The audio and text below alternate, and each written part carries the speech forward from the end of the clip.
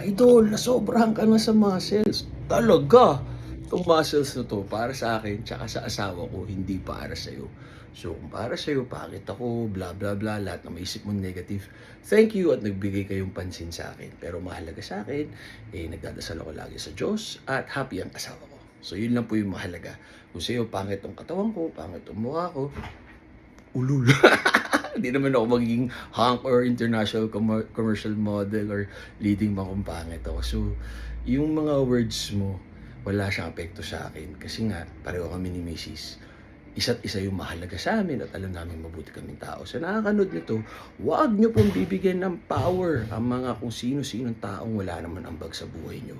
Ang importante, ang bigyan nyo ng pahalaga at power, yung tao importante sa inyo. Si God, yung asawa nyo, yung mga ganun ba? 'Di ba? Yung mga hindi, ano nyo na lang, pagdasal nyo na lang sila. Kulang sila sa love at attention, 'di ba? Yun lang. Tama kayo, mali ako. Si Dr. Duo works for you. Happy, healthy, BAM! O, 'di ba?